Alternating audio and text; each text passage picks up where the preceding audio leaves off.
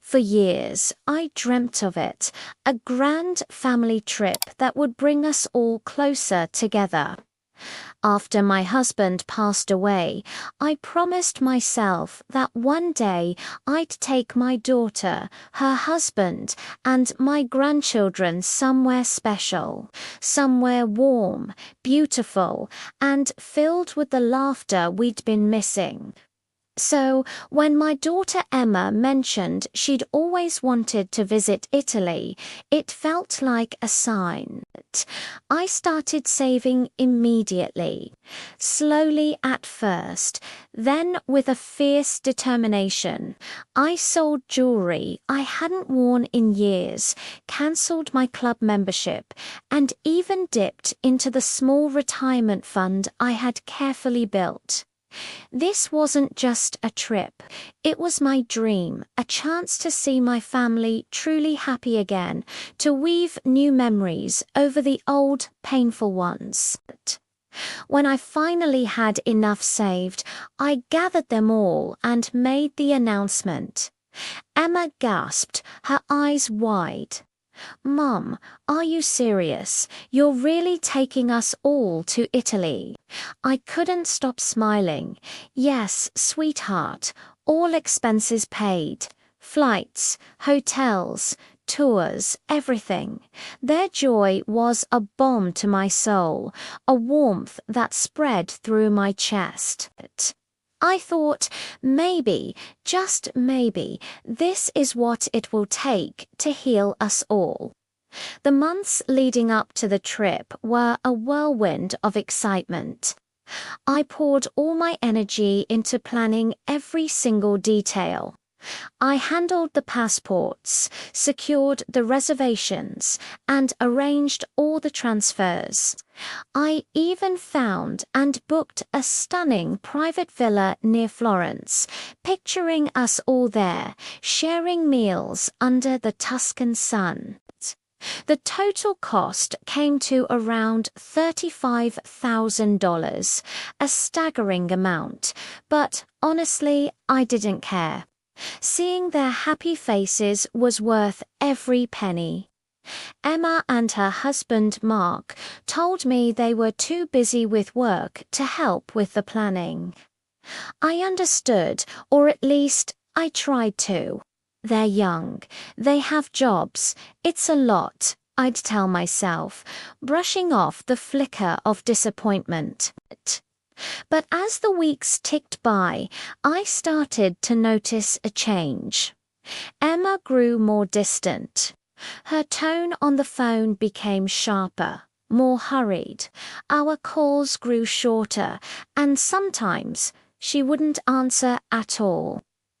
A little ache started to form in my chest, a quiet whisper that something felt off.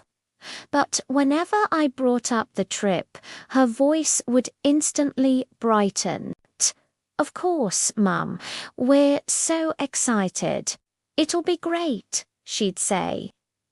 I chose to believe in that excitement, pushing aside the growing sense of unease. Then, the day finally arrived. I was awake before the sun, my suitcase packed and waiting by the door. My heart pounded with anticipation. I had my folder with everyone's tickets and even printed out detailed itineraries for each of them. I was the first to arrive at the airport, my eyes shining as I took in the bustling scene. I watched other families hugging, laughing, juggling their luggage. It took me back to the old days when Emma was just a little girl. I remembered our small road trips, her happy laughter filling the car like music. And then I saw her. She was tall and elegant, her husband Mark right behind her, and the kids running ahead. I waved, a huge grin on my face.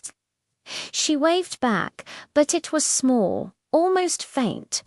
Mom, she said, her tone brisk and businesslike, we're running a bit late. Let's check in quickly. I just nodded and followed them toward the counter. There was something in her eyes, a coolness that made me uneasy. It was like she was holding something back, putting up a wall just when I thought we were about to tear one down.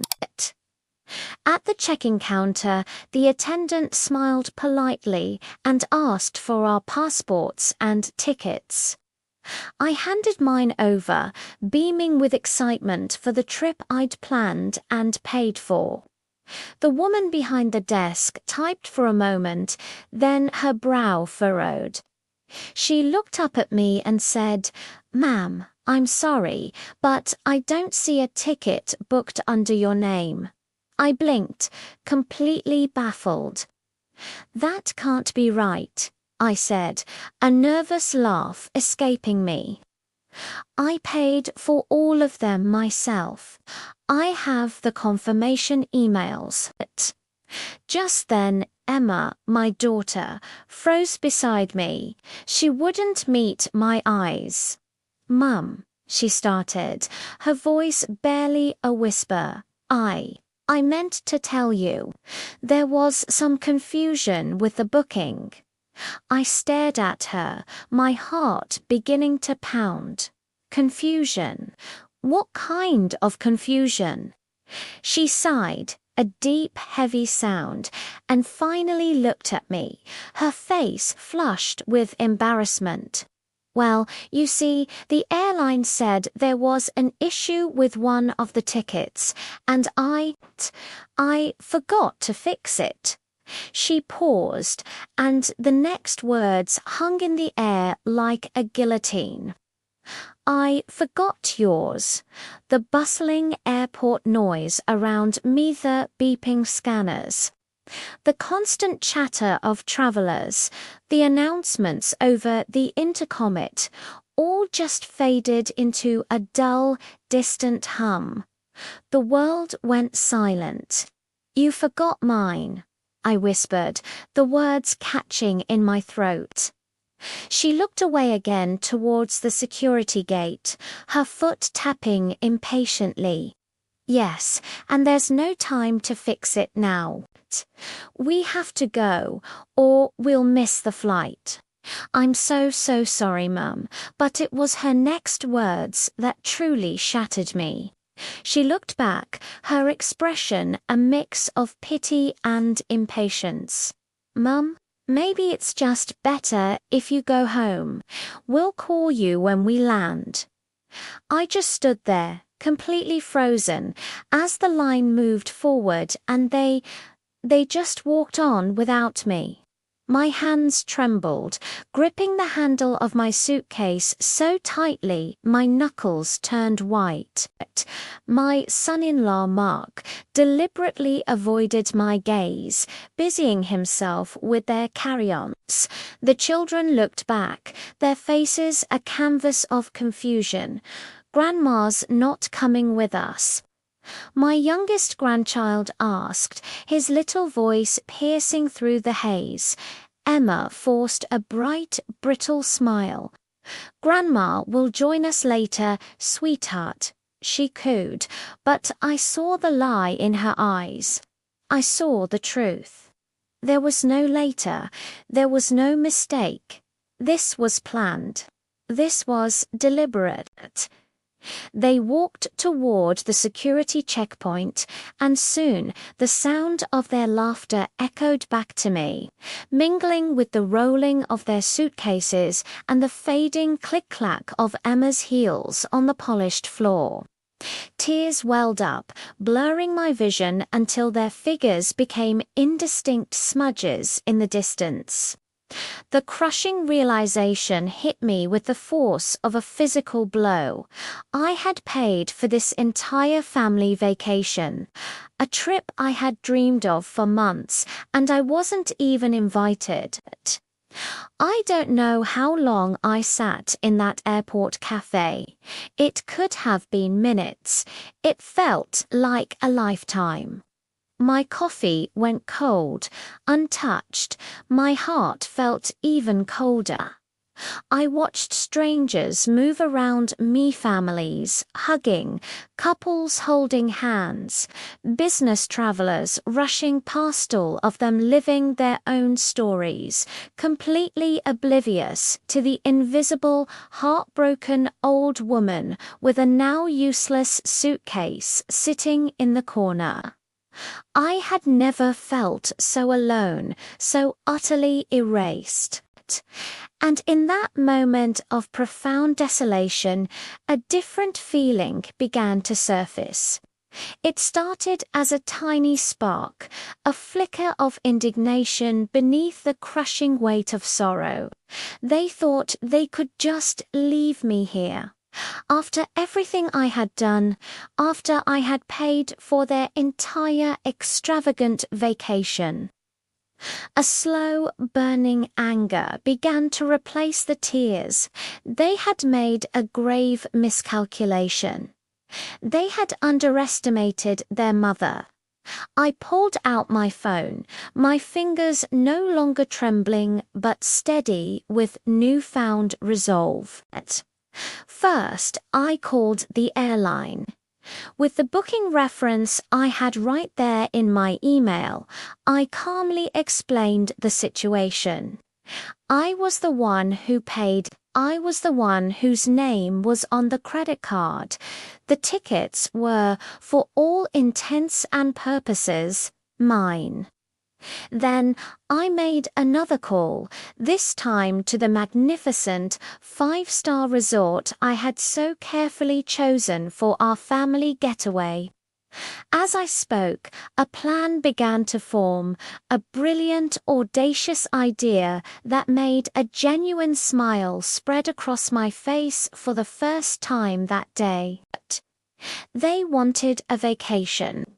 Oh, I'd give them one they would never forget. But first, I was going to have a vacation of my own. A real one. I stood up, squared my shoulders, and walked back towards the ticketing counter. Not with the slumped posture of a victim, but with the determined stride of a woman who was about to take her life back. I booked a first-class ticket, not to the crowded touristy destination they were headed to, but to Paris. I had always dreamed of seeing Paris in the spring. As I settled into my luxurious seat, sipping a glass of champagne, I sent a single, simple text message to my daughter Emma. It just said, "Bon voyage. By the way, I've cancelled your return tickets and your hotel reservation. Hope you enjoy your vacation. Perhaps you should have remembered who paid for it. With love, Mum."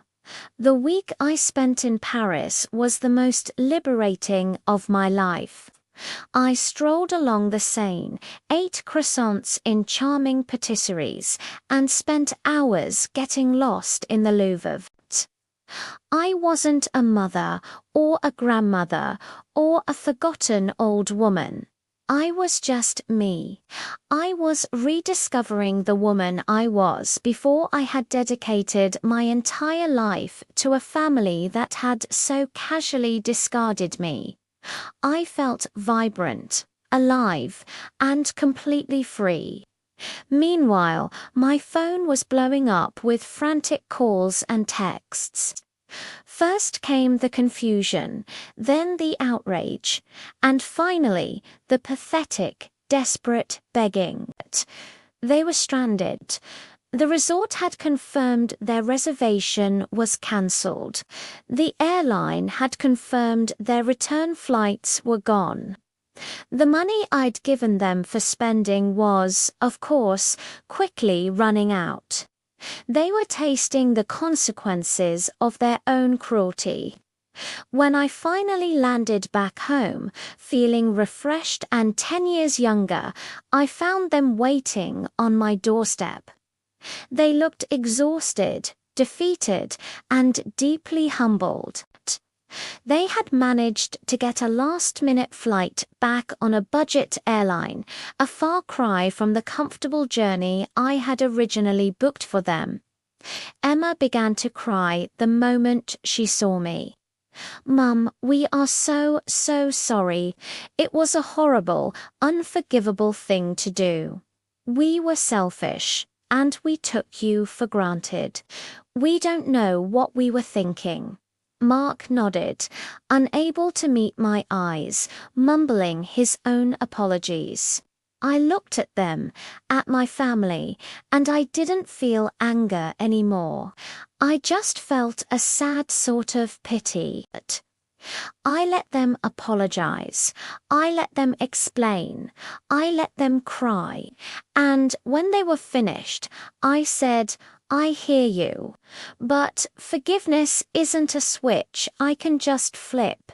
You didn't just forget a ticket. You forgot what family means. You forgot respect. And you forgot who I am." I told them that our relationship would have to change. There would be no more blank checks, no more putting my own life on hold for their convenience. I had found myself again in Paris, and I wasn't going to lose her. Rebuilding trust would take time, and it would be on my terms. This wasn't just the end of a terrible vacation. It was the beginning of a new chapter for me, one where I was the main character in my own story. They had tried to leave me behind, but instead they gave me the push I needed to finally move forward. And for that, in a strange way, I was grateful. Thank you so much for listening to my story. If it resonated with you, please consider hitting that like button and subscribing for more content.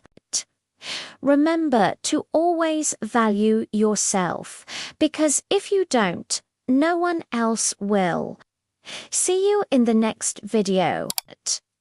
I replayed every memory of Emma growing up, a film reel spinning in my mind. Her first day of school, her little hand waving goodbye, so full of trust. The late nights I spent with a needle and thread, sewing dresses for her school plays, my fingers pricked, but my heart full. I remembered working double shifts, my body aching with exhaustion, just to make sure her college tuition was paid to give her the future I never had. And now all of that love, all of that sacrifice, felt like nothing.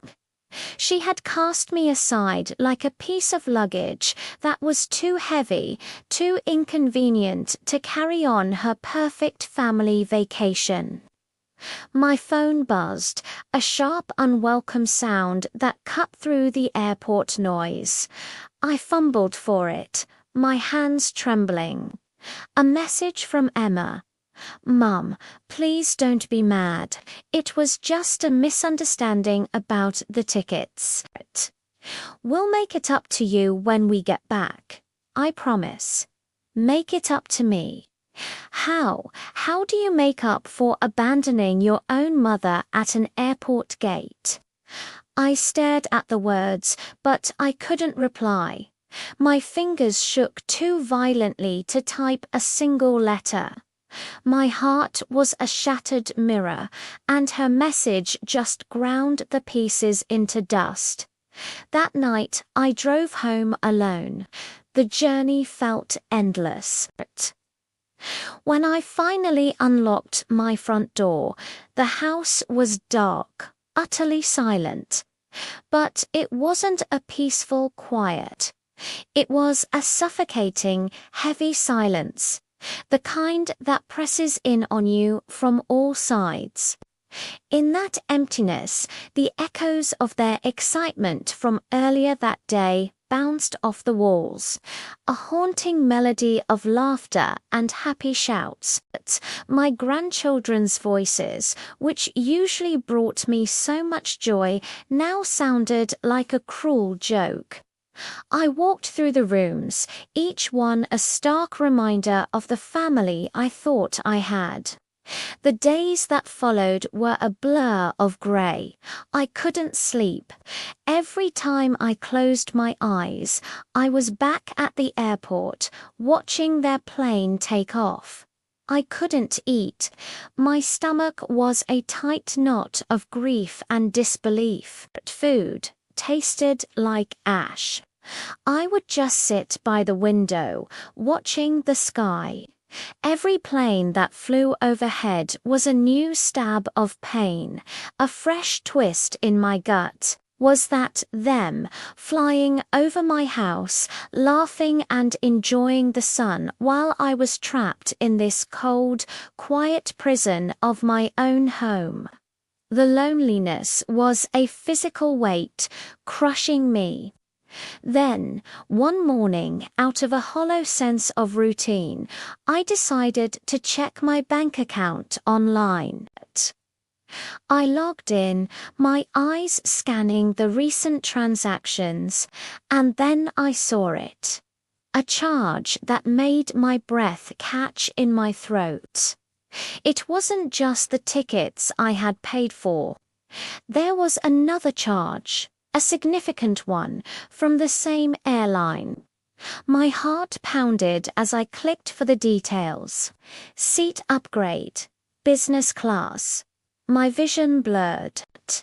Not only had I paid for their entire trip, but Emma had used my card, without my knowledge, to upgrade their seats to luxury. I had bought them comfort and privilege, and in return they had left me behind at the gate. The betrayal wasn't just careless, it was calculated. It was a cold, hard slap in the face. The last piece of my shattered heart broke. 2 weeks later, they returned. I knew the exact time their flight was scheduled to land. I didn't go to the airport. I just waited at home. The silence my only companion. The front door finally opened, and Emma walked in, her face glowing with a tan, her smile wide. "Mom, we're back. You should see the pictures. The kids had the absolute best time.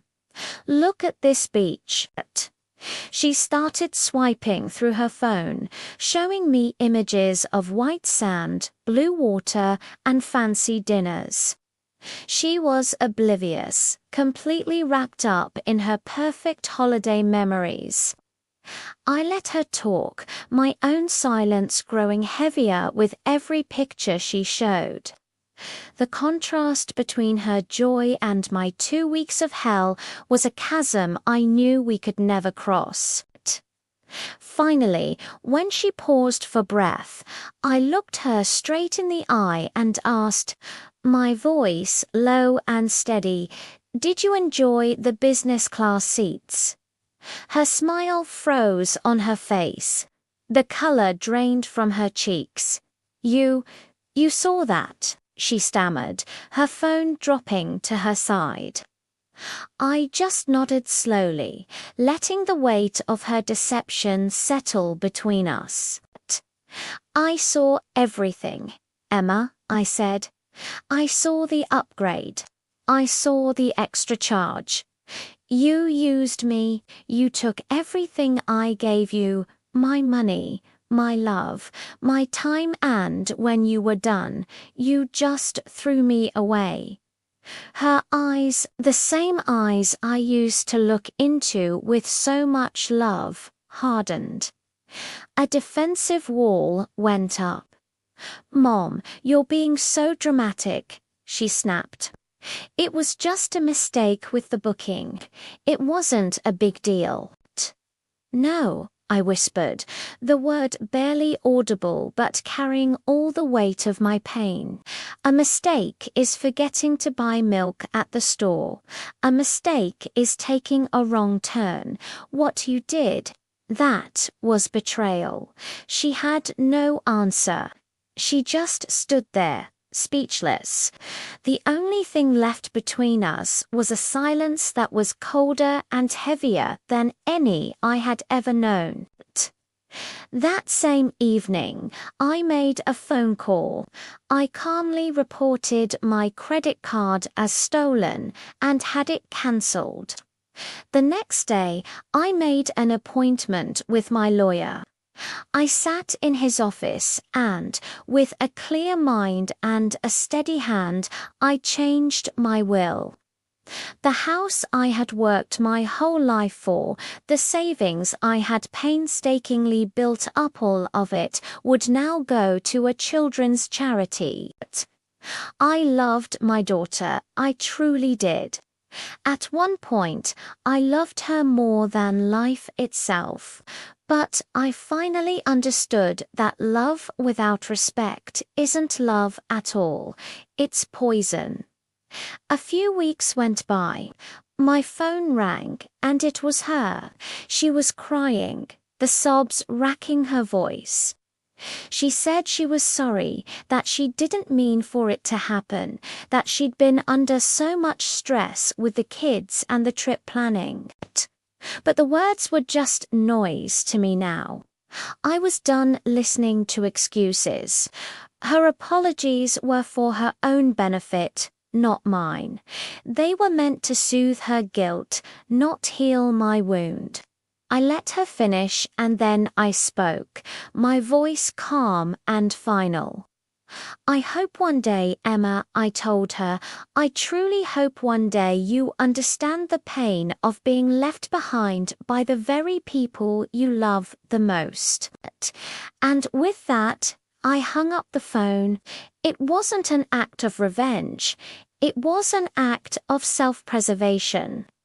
It was the moment I chose peace. It was the moment I chose myself. Thank you so much for listening to my story. If this resonated with you, please consider liking this video and subscribing to the channel for more stories about finding strength and choosing yourself. It means the world to me. See you next time. It's been a year now, a whole year, 365 days since my world tilted on its axis, since the life I knew, the future I'd planned, vanished at an airport gate. The silence that followed was deafening at first. It was a physical ache, a void where laughter and arguments and the simple hum of another person's used to be. The house felt too big, the quiet too loud. Every corner held a ghost, a memory of a little girl with bright eyes, of a teenager with dreams, of a young woman I thought I knew. The first few months were a blur of just existing. Waking up was the hardest part. For a split second, everything would be normal, and then the weight of it all would crash down again. She's gone. She chose him. She left. I'd walk through the motions work, groceries, paying bills like a robot running on low battery. Friends and family would call, their voices laced with pity and concern. "How are you holding up?" they'd ask. "I'm fine," I'd lie, because how do you explain a grief that isn't for a death, but for a choice? How do you mourn someone who is still alive, but lost to you? I remember one afternoon I found a box of old photos while cleaning out a closet. There we were, Emma on my hip at the beach, her face sticky with ice cream, her first day of school, clutching her backpack, looking so small and so brave. Graduation day, her cap askew, beaming at the camera. I traced her smile with my finger, and the tears I'd been holding back for weeks finally broke free. I didn't cry for the daughter who left. I cried for the one I'd lost long before that day at the airport. The one who used to look at me like I was her entire world. Where did that girl go? When did the distance between us become an ocean I couldn't cross?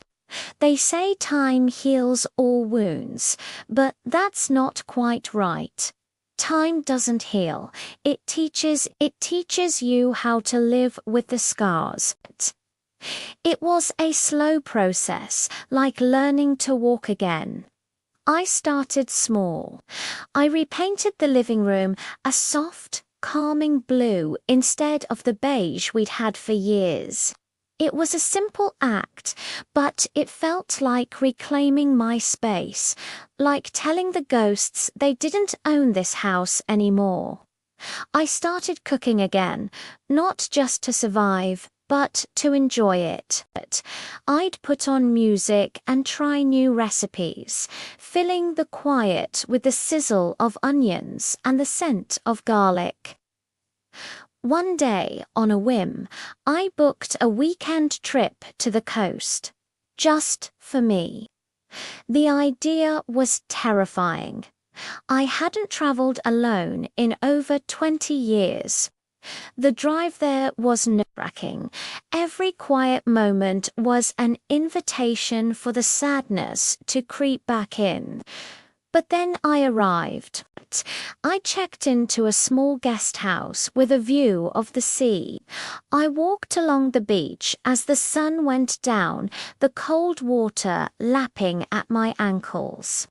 I felt the wind on my face and breathed in the salty air, and for the first time in a long time, I felt a flicker of something that wasn't pain. It was ... peace. That trip was a turning point. I realized my life wasn't over. It was just different. I had spent so much of my existence being Emma's mum. My identity was so wrapped up in hers that I had forgotten who I was without her. What did I like to do? What were my passions? It was like meeting a stranger who had been living inside me all along. I started going to a book club. I joined a pottery class, my hands covered in clay, molding something new out of a formless lump. It felt symbolic. Now, I travel alone sometimes, not big, extravagant trips, just smaller ones, quieter ones. A weekend in the mountains, a few days in a city I've never seen. I've found a certain beauty in my own company. This morning, I'm sitting at a small cafe by the sea, sipping my coffee. The waves are crashing in a steady, rhythmic pattern. It's soothing. It's here, in these quiet moments, that I've come to understand the most profound truth. Peace doesn't come from other people, especially not from people who take and take until there's nothing left of you. It doesn't come from clinging to a version of someone that no longer exists. Peace comes from letting go.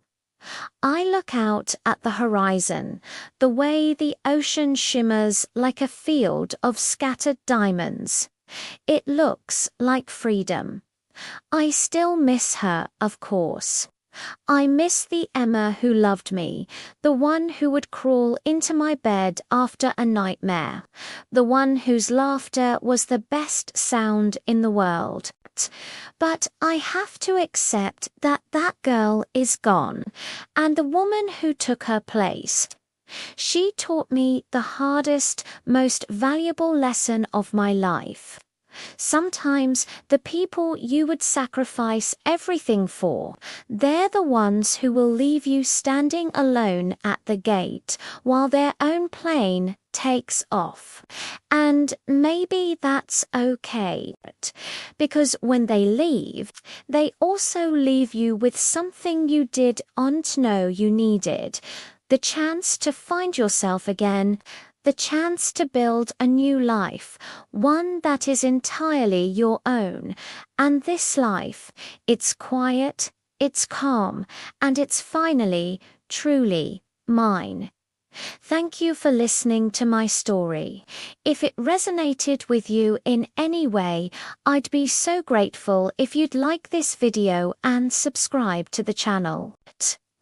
There's always a new beginning waiting for us. We just have to be brave enough to see it.